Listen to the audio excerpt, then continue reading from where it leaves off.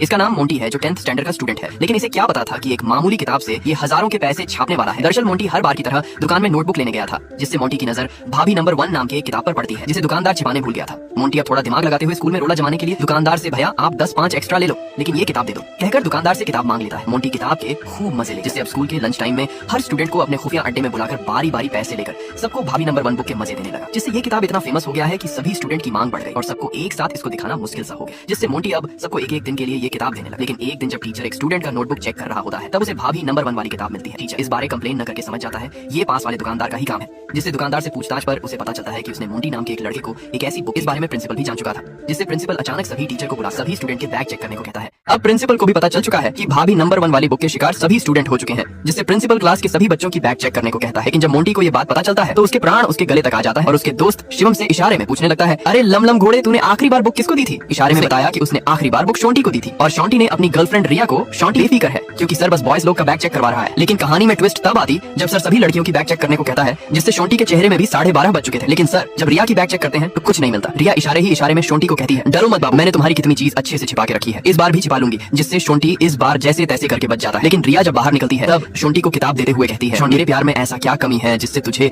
ऐसी किताबों का सहारा लेना पड़ रहा है? लेकिन शोंटी कुछ कह पाता। इतने में मोंटी अपने किताब के लिए शोंटी का पीछा करने लगता है। मालिनी एक शादीशुदा औरत और एक क्लास टीचर फिर भी अपने पति के दोस्त आनंद से चल छैया करने को तैयार है। दरअसल मालिनी और रघु की शादी कुछ महीने पहले ही हुई थी, लेकिन कुछ दिन बाद दोनों को पता चलता है कि मालिनी के मौसम्बी में कैंसर हो गया है, जिससे मालिनी को अपने दोनों मौसम्बी हटवाने पड़ते हैं। लेकिन ऑपरेशन के बाद मालिनी को महसूस होता है उसका पति उससे कुछ खपा है। फिर भी मालिनी रघु को उसके ऑफिस का प्रेशर होगा कहकर बात को अवॉइड कर देती है, जिससे अब हर रात को मालिनी रघु को चलो पाप करते हैं कहकर मानने लगती है। लेकिन रघु तो बस मालिनी के मौसम्बी का दीवाना था जो कि खराब हो चुका। बेचारी मालिनी अब खुद को असहाय समझने लगी, जिससे मालिनी रघु के दोस्त आनंद को अपनी सारी प्रॉब्लम बताती है, जिससे आनंद मालिनी को पहले की तरह सजने संवरने का सजेशन देता है। एक दिन रघु के सभी दोस्त उसके घर डिनर पर आते हैं, जिससे इस बार मालिनी नकली बाल लगाकर सच सावर कर सबका कॉन्सेंट्रेट अपनी ओर करती है, जिससे रघु का एक दोस्त कमेंट पास करता है, भाभी आज आप सच में खूबसूरत लग रही हैं। फिर सबके जाने के बाद रघु को हल्की सी जेलियस फील होती है, जिससे रघु मालिनी को कहता है, मुझे जलाने के लिए ये सब कर रही हो ना? दोनों के बीच तू मैं हो जाता है। मालिनी गुस्सा में रघु से कह ही देती है, मुझसे नहीं, मेरी मौसम से प्यार है, मौसम भी खाने का शौक है तो जाओ बाजार से खरीद लो। श्याम एक अधेड़ उम्र का एक रिटायर्ड टीचर, लेकिन उसे क्या पता था कि उसका दिल एक काम वाली बाई के ऊपर आ जाएगा। दरअसल श्याम एक टीचर के साथ साथ अपने पापा की देखभाल करता है, जिसे हर 5 मिनट में भूलने वाली बीमारी है, जिससे आज श्याम अपने दोस्त बिरजू के साथ अपने एक दोस्त के घर काम करने के लिए एक होममेड की तलाश में गए रहते हैं। लेकिन बिरजू की नजर वहाँ काम करने वाली होममेड तारा पर पड़ती है, जिसे बिरजू अपना दिल दे बैठा। श्याम और बिरजू आपस में एक दूसरे से बात करने लगे, यार हम दोनों की उम्र ढलती ही जा रही है, ऐसा ना हो कि हम दोनों पूरी जिंदगी कुंवारे ही रह जाएं। अगले दिन श्याम का दोस्त एक होममेड श्याम के घर भेजवाता है जिसका नाम सितारा है, जिससे श्याम भी अब सितारा को अपनी लॉलीपॉप मानने लगा। लेकिन एक दिन श्याम देखता है कि सितारा को छोड़ने एक लड़की आई और ये वही लड़की है जिसे बिरजू अपना दिल दे बैठा है। इसकी खबर अब बिरजू को भी लग चुकी थी